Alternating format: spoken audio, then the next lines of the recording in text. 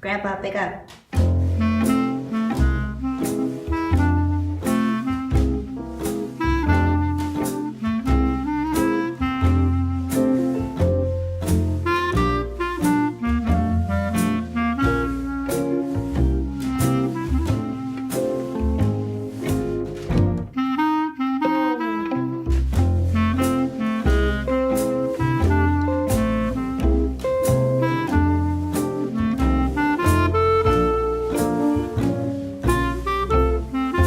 Here are some of the lessons that I learned from you, Dad.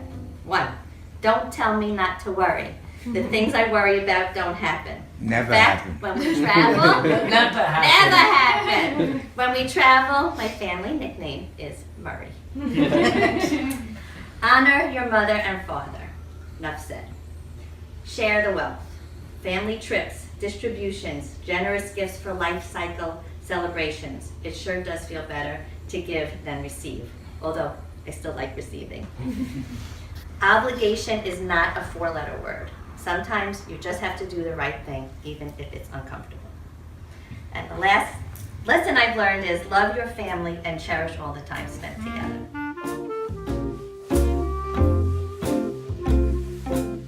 Murray H. Greenspan, Harold. Of course, I was named Moshe, but that's beside the point. Where they got the Murray from, I have no idea. I was born in Manhattan at 398 Grand Street on February 25, 1926. I was born in the apartment. I'm the only child born here. My sister and brother were born in Poland. My mother came from Lumja. My father came from Zarom, Z-A-R-O-M-B, I think. My father may have been going to the yeshiva in Lumja, so I don't know. My mother had a brother here, and he had 3 sons. Of course, they're all gone. My father had a brother over here, and who had 2 children. They're all gone. My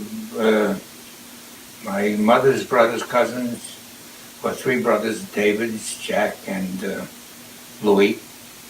And my uncle Isidore, we called him Uncle Richard, had a son and daughter, Sam and Molly.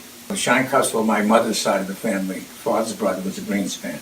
My brother was Jack, and my sister was Ann. We called her Chana with a Yiddish name. And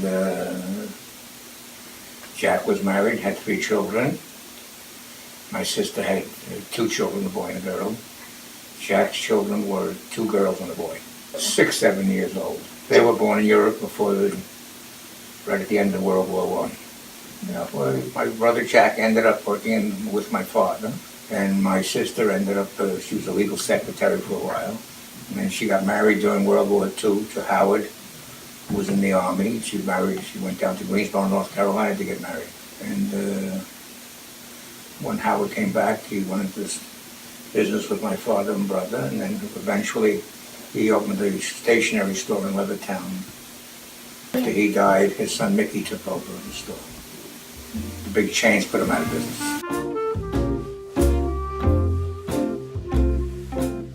My mother had a kosher. The only one I remember, of course, is in Jackson Heights, where we moved in 1935, and we were members of the Jackson Heights Jewish Center. She was a very devoted, observant Jewish lady. And she wanted everybody to be, but I guess more so me, because there were days when I had stopped going to shul on Saturday. She wouldn't let me leave the house until I said the Shabbos prayers.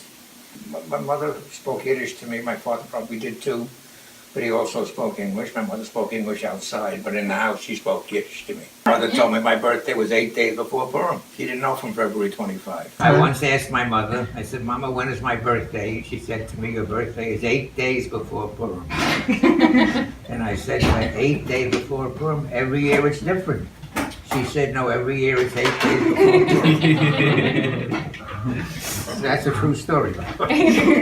My immediate family wasn't big on birthdays and stuff like that. The only holiday dinners that we really had were the Passover Seders and dinner on Rosh Hashanah, etc.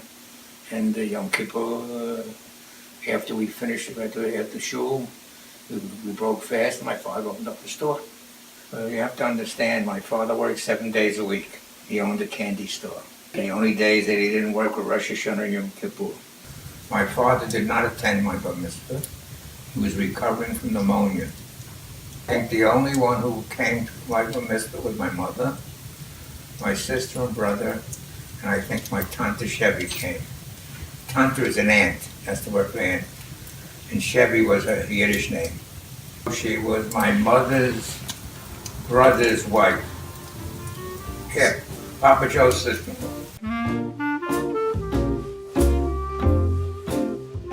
Hey, Grandpa, I have another question for you. Yes. What do you think manna was? When it rained from the sky, manna. What do you think it was, personally?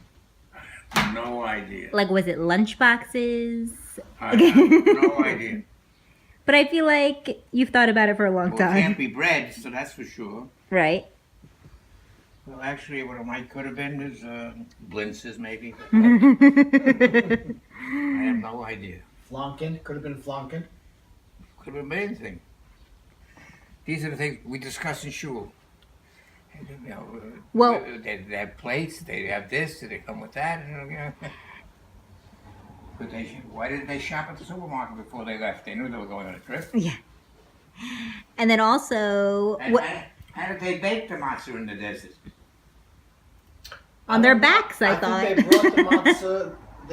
I know they brought the matzah with them, And did it Because- last 40 years? and because they didn't. Well, that's a whole other question. But that's why it was matzah, because it didn't have time to bake, and of course, I guess in the desert you couldn't bake. And Grandpa, what do you think about the new rules that say rice is okay and corn is By me, it's okay? okay. And what? By me, it's okay. All right.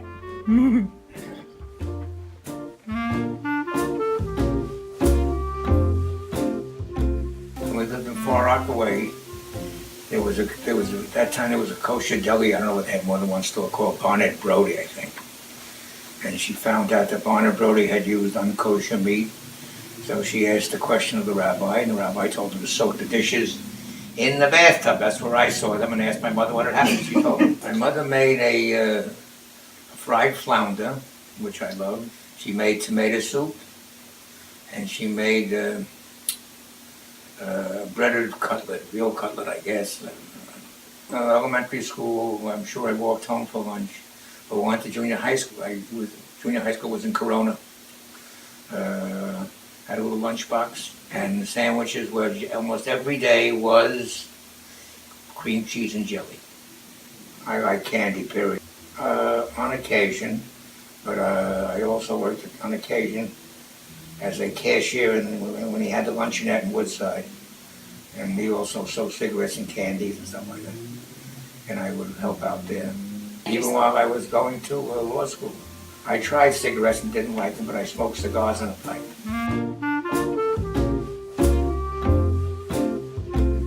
January, February of 1944. Jesus. 26, 1844.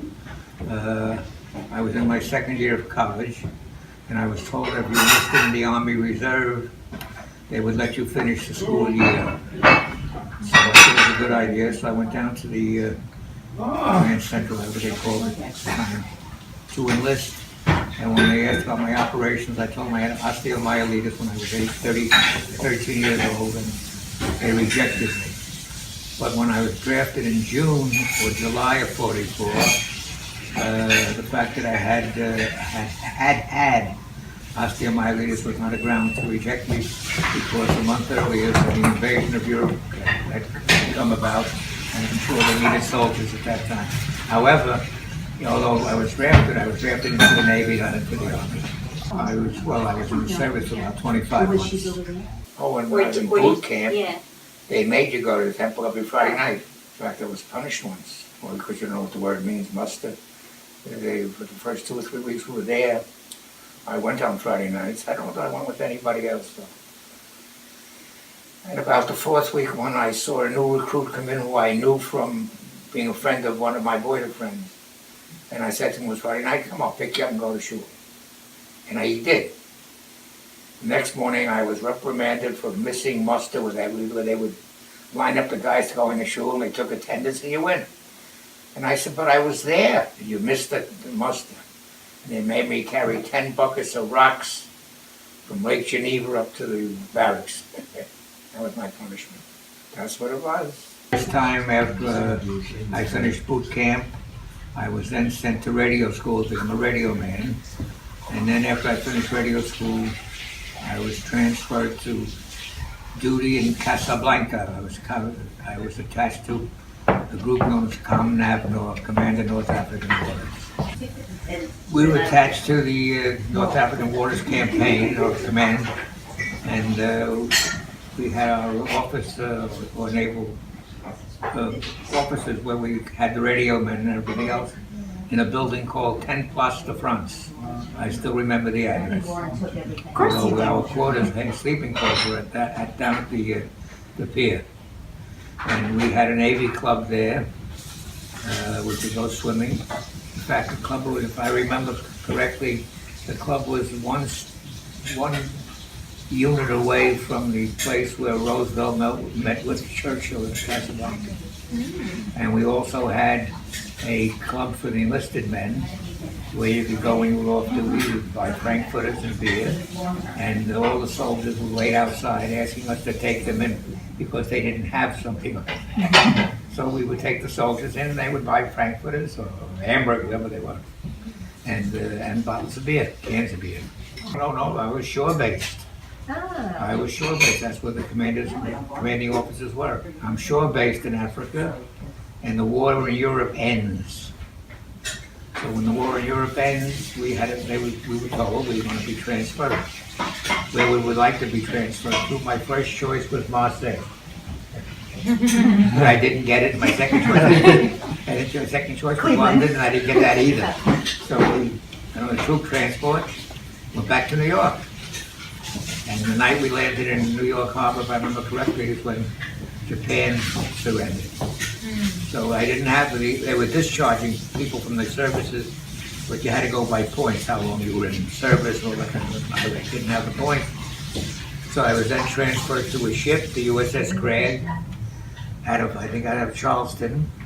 And the Craig finally was sent on duty through the Panama Canal across the Pacific Ocean to sweep mines off the coast of Vietnam, which is off the coast basically from China. We stopped at all the islands, Kwajalein, Enewetak, Pearl Harbor, and we got there, we swept the mines. Never blew a mine, which was lucky because we were told these mines should not blow. Apparently you can create a mine that loses its effectiveness after a certain period of time. And so as a result of that, then the area we swept the mines was then declared safe for shipping. Now the war is over in Japan. And then we were heading back to the States. Now I have enough points to get out. So the ship only did 10 knots an hour.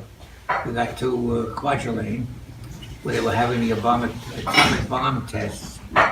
And they said if I wanted to, I could take a plane back to Pearl Harbor. So in 1946, I flew from Kwajalein to Pearl Harbor. And there I got on the ship, and the ship went to California. We must have stayed a couple of days in California. Went on a troop train across the United States to Nueva York. And I was sent to the Lido Beach Hotel in Lido, from where I was discharged. When I was discharged, they gave me this. Oh, It okay. was proof that I was in the Navy. But see, it says Murray Harold Greenspan. Mhm. So maybe you just told them that, and then that was your name. Who knows? I went in on July 10th and was in 44, and discharged in August of 46. The first thing she did was throw my uniform in the incinerator.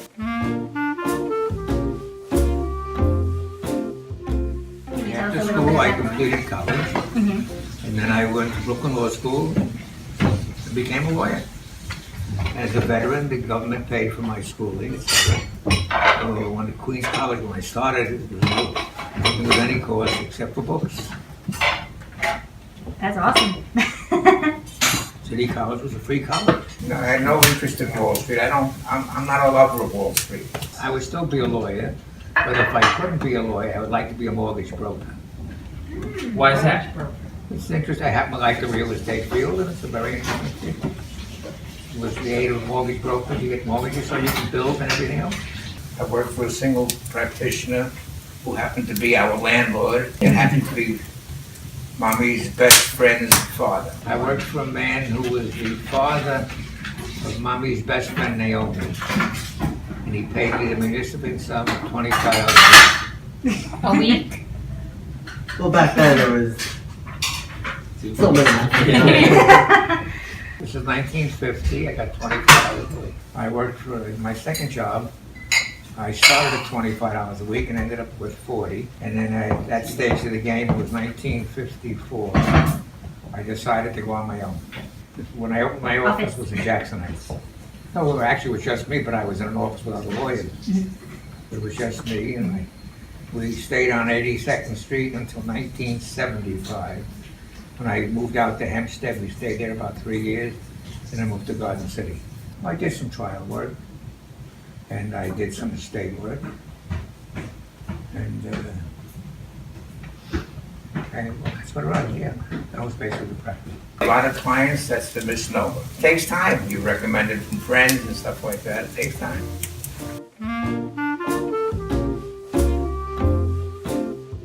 Dead Boys was formed by a group of kids who came from the Lower East Side.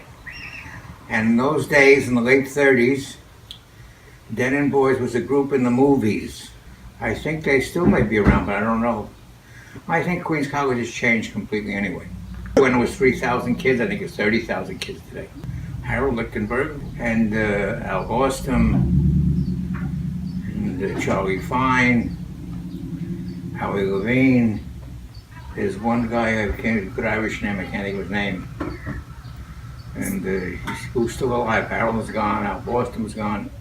Charlie Fine he's up in one of the assisted living places in North Hills. It was a club. They didn't want to be known as, they did not want to be known as a fraternity, especially a Greek letter fraternity.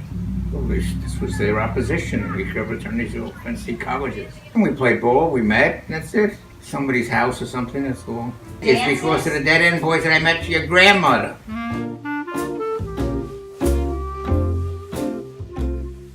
I met Grandma at a party in Laurelton, at the house of Charlie Fine. He was one of my college mates. He's the only one of our college group that, besides myself, who's still alive. And we had the party there, and I met my mommy there. We started a date, et cetera, et cetera, et cetera, et cetera. We got engaged in 47. And we got married in 48. Because she told me to, so I did. She gave me her father's financial statement. I said it's the right thing to do. She also told jokes. We used to meet between classes and swap jokes. I remember her telling a story about how she wrote you a letter trying to break up with you. Yeah, that was the one time. And then I Where is that letter today? I came to the house and she said, "Did you get my letter?" I said, "What letter?" I met her at a party at Charlie Fine's house. He was a classmate from college. And he besides me, are the only remaining alive from our college group. Grandma was at that time, I think, a year ahead of me. First date, I'm not sure whether it was the first or second, we met another couple from school, and we went to the Frick Museum, if I remember correctly. Oh, I gave her an engagement ring in my sister's apartment in the bathroom. It was a very small 2-bedroom apartment. We got engaged, I think, in November of 47. I met Grandma, I guess, in 46 in Brooklyn. It was not at a temple, it was at a catering hall. It was air conditioning, which was very important in those days because we got married in August. We went to Cape Cod. We stayed at a hotel, we went in Provincetown.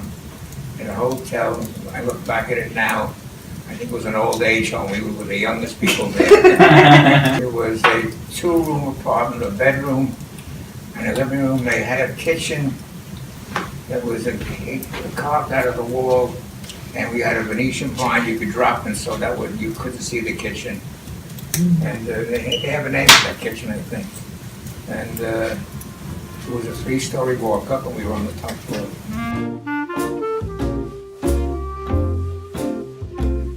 One of the first trips, I think, was to England, and I think to the Caribbean. But at the beginning, well, we went to Israel in '67, and also I think in '73 the kids went with us. I don't know how adventuresome we were. We went with groups. I don't think I would have traveled alone in Italy or anything like that. Well, we liked Venice and Italy. Israel, of course, is very nice.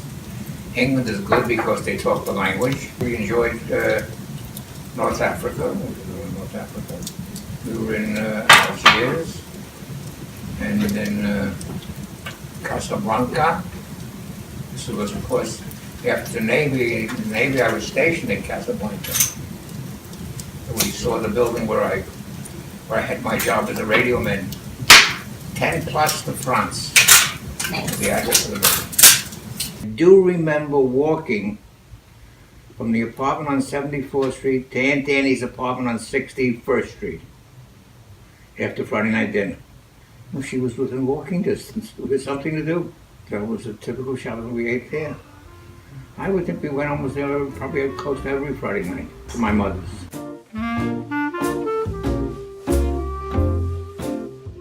So you drove, but when you were growing up, We had a car. We had a car. did you have a car? No, not in the beginning. And then we inherited your other grandfather's car. We got his Dodge. I think it was a Dodge. And we were living on in Kew Gardens at the time, Metropolitan Avenue. There was a parking lot across the street that was good. We had a place to park.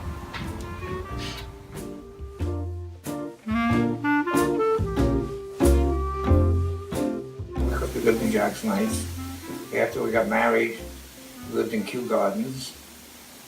Then for a year or so, we lived in Forest Hills. It was, your mother was born by then. She was about 9 months old. It was around Hanukkah time.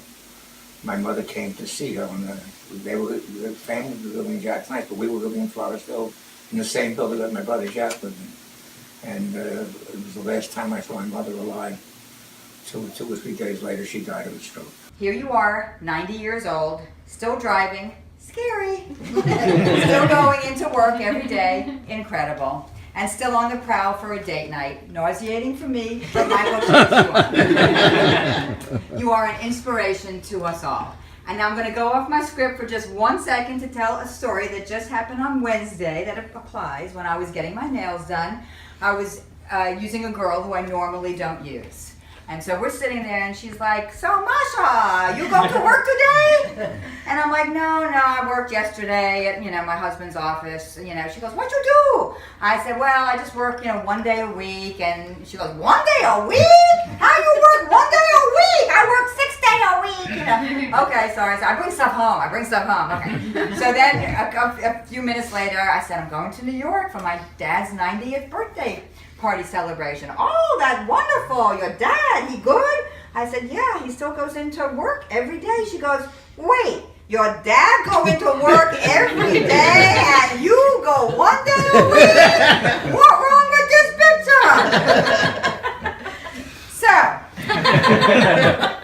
you were a wonderful, devoted, and at the end, doting husband to Mommy.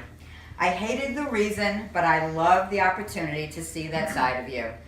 Every time I think about you reading to her at the nursing home to make sure that there was conversation between you, I get choked up.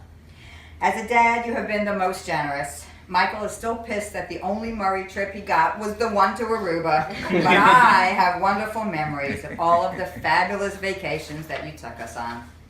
Your joke-telling ability is legendary. You are the go-to in a crisis. You didn't earn the name Dr. Doom and Gloom for nothing. Your grandchildren wish you didn't nerd so much, and your great-grandchildren don't really know you yet, but I am so happy that you are part of their lives. Everyone I told that I was coming up here to celebrate your 90th birthday was so impressed, and an impressive life you have had. I hope you think that yourself. I am so proud and lucky to have you as my dad.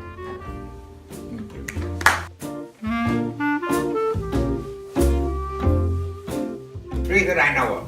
Names are Ellen, Marcia, and Barbara. It wasn't really that bad. Of course, we only had one bathroom upstairs with a bedroom for her. But it worked out, the kids went to school earlier than I went to the office, so I had no trouble in the bathroom waiting for my turn. Well, I wanted them to have a good education, and I wanted them to be honest and truthful, and somewhat obedient to the father. Well, being a father is very easy because you saw the kids all the time. Being a great grandfather, you see those who live in New York. The ones who live out of New York, you see, on occasion. That's one of the problems of being, when you have children and grandchildren living outside of New York, you don't see them that often. But in a way, I'm very fortunate because although I'm about to reach 90, I have seen how my children turned out, and grandchildren, and I'm very pleased the way they turned out. Other young guys, let's say they're in their 30s and 40s, only have young kids now, they have a long way to go to see how their kids turn out. I've seen it already. Not bad. I know they'll support me when I go broke. Well, I can't play ball with them anymore, the boys, and just being with them. And if they laugh at my jokes, they gain favor in my opinion. But that's to be seen. They have to wait when I'm not here anymore. We'll see how I value them.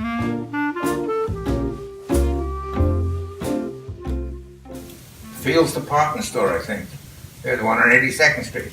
Eugene Fields was in Hebrew school with us. We didn't play hardball, we played softball. And we used to call association and football, and what do you like? Association. And basketball.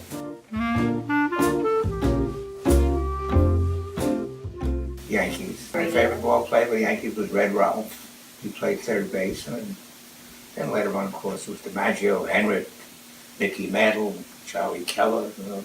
I went to see a game, I think, in 1938. Alex Austin, a boyhood friend, because I know we saw Lou Gehrig play. So, because he retired in 39, so we went to the game, I think, in 38. Back in the 30s and early 40s, I probably knew the lineups of most of the teams. It was 8 teams and 2 divisions, that's all.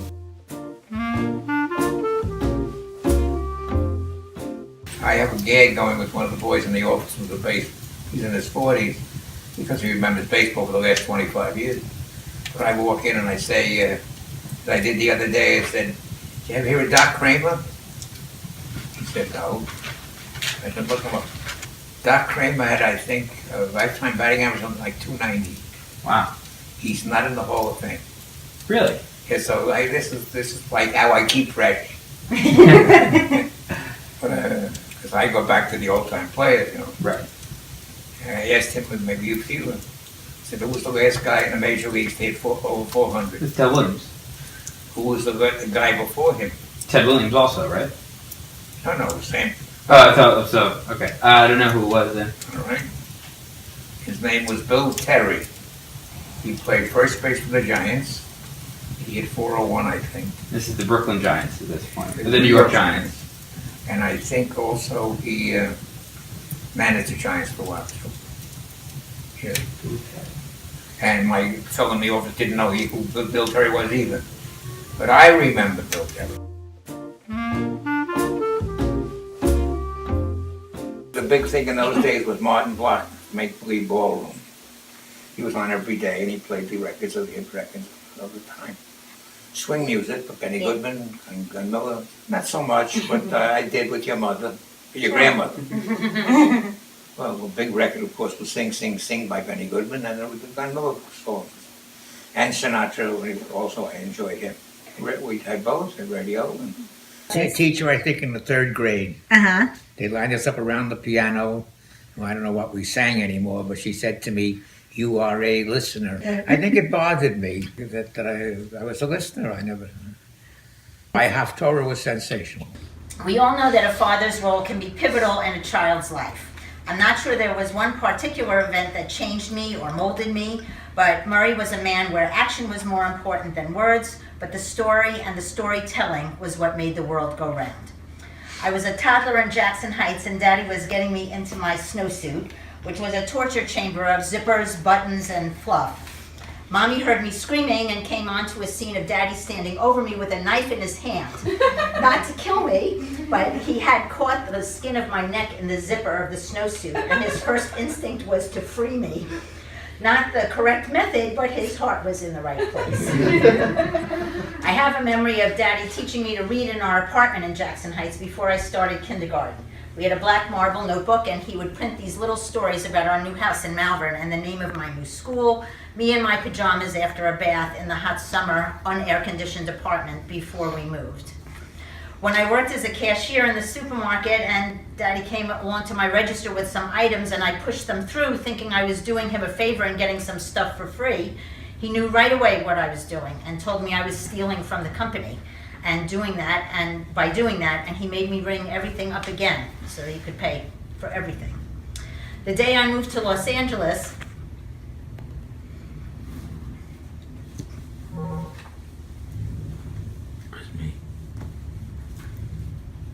he left for work in the morning, and he said, as he was going down the stairs, he says, 50 years ago, his parents before had moved west from Poland to come to America to make a new beginning. And now I was moving west to make a new beginning too. That made me feel like a pioneer instead of a 25-year-old with a short-sighted dream. When I was getting divorced from Ray, he came out to Los Angeles without Mommy to be with me. We bought a kite, and we went to this big park in West LA, and he ran around with Warren and Jamie trying to get this kite into the air. Yes, he had taught us how to play baseball and how to throw a football and how to mow the lawn and take out the trash. And he's done math flashcards with us over and over and over again. But flying the kite just seemed so frivolous. But it just said once again that he would still be there when I screwed up again. His devotion to Mommy and hers to him was the greatest lesson that he taught us. And while there were some epic explosions, coffee cups flying through windows, hands banging on tables, we always knew that everything was going to be all right. And it was. Family first, truth, love, fairness, the Jewish people, and a good joke told many, many times.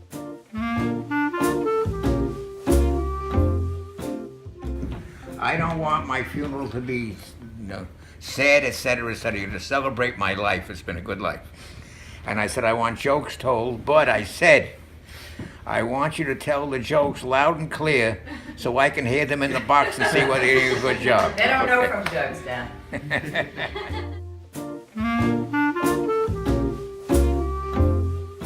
Why did the bumblebee wear a yarmulke? Because he didn't want to get mistaken for a wasp. There's a big controversy in our political world about when does life really begin. And in the Jewish tradition, the fetus is not considered viable until it graduates from medical school. A man walks into a bar. Ouch. Why'd the chicken cross the road? Why? To get to the other side. The doctor says to his patient, "You'll live to be 60. If only. And the patient says, "I am 60. And the doctor says, "See, I told you." A rabbi and a priest. They live next door to each other in a synagogue and a church. They come outside one day and they're chatting. And the priest is very upset because he has a mouse problem. So the priest is saying, I have such a mouse problem. I've done everything that I could. And just still, the mice, they keep on coming. And so the rabbi said, he goes, yeah, I had a mouse problem and now I don't. And so of course the priest is like, well, what did you do? And so the rabbi said, well, I took a big wheel of cheese. I wheeled it up onto the bima. And then all the mice, they came, they started eating. I quick bar mitzvahed them and then they never came back. Avram went into church, took out his talis, yarmulke, and proceeded to pray. The clergyman entered to start services. Will all non-Christians please leave? Avram continued davening. Again, the clergyman said, will all non-Christians please leave? Finally, the distraught clergyman moved to Avram. Will all Jews please leave? At this, Avram removed his yarmulke, packed up his talis, and went to the altar, picked up a statue of Jesus, and said, come Bubala, they don't want us here anymore. A man wakes up in the hospital, bandaged from head to foot. The doctor comes in and says, I see you've regained consciousness. Now you probably won't remember, but you were in a huge pileup on the highway. You're going to be okay. You'll walk again and everything. However, your penis was severed in the accident and we couldn't find it. The man groans, but the doctor goes on. You have $9,000 in insurance compensation coming, and we now have the technology to build you a new penis. They work great, but they don't come cheap. It's roughly $1,000 an inch. The man perks up. So the doctor says, you must decide how many inches you want. But understand that you have been married for over 30 years, and this is something you should discuss with your wife. If you had a 5-incher before and get a 9-incher now, she might be a bit put out. If you had a 9-incher before and you decide to only invest in a 5-incher now, she might be disappointed. It's important that she plays a role in helping you make a decision. The man agrees to talk this over with his wife. The doctor comes back the next day. So, have you spoken with your wife? Yes, I have, says the man. And has she helped you make a decision? Yes, the man says. What is your decision? Asked the doctor. We're getting granite countertops. Two pigs were talking, and one said to the other, wouldn't this be a great world if everyone was kosher? What did the brown chicken say to the brown cow? Brown chicken, brown cow! There's a Jewish wedding reception, and the rabbi walks over to the table, puts down a whole basket of apples, puts a little place card next to it that says, please take one, God is watching. The best man walks to the other end of the table, puts a whole basket full of cookies, and says, take as many as you want, God is watching the apples. A linguistics professor says during a lecture that, in English, a double negative forms a positive, but in some languages, such as Russian, a double negative is still negative. However, in no language in the world can a double positive form a negative. But then a voice from the back in the room piped up, yeah, right. A rabbi and a priest were coincidentally seated next to each other on a long flight. And after they take off, the priest turns to the rabbi and says, may I ask you a personal question?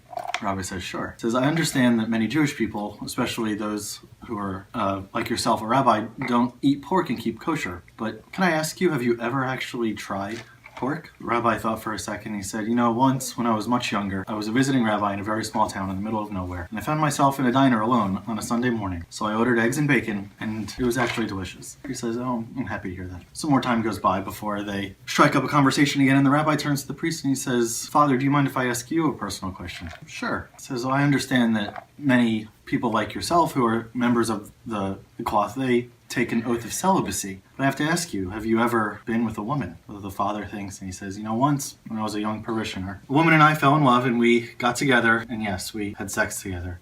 The rabbi turns back to the priest and says, a lot better than pork, isn't it?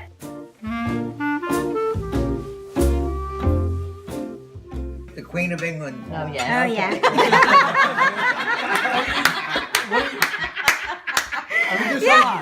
I totally got it too. I was like, you is didn't this hear minus this your joke Alma? before? No, we knew that we heard it, but that's all we had to say. That's all we had to say. The Queen of England calls her Chamberlain in, and she says to him, my official birthday is June 12th, and I want to give out some knighthoods to people who deserve it. Do you have anybody in mind? And he goes through the people. And he said that, by the way, there's a Jewish lawyer in downtown London who does a lot of work for the Crown. She says, okay, what's his name? His name is Isaac Cohen. She says, tell him he will be knighted on the night. He will be knighted on the night of June 12th at Buckingham Palace. So they go to Isaac Cohen. They say, the Queen has decided to give you a knighthood on night of June 12th at Buckingham Palace. And he said, what do I wear? She said, we'll tell you all of that later. But I have to ask you, what language did you discuss, take in college? He said, I took Latin and Hebrew. And the Chamberlain says, didn't you take French? He said, no, I did not. He says, why do you ask? He says, because when the Queen touches your shoulder with her sword, she has a saying that she says, and she says that you have to say. And he says, what is it? He says, Oni swaki mali pons.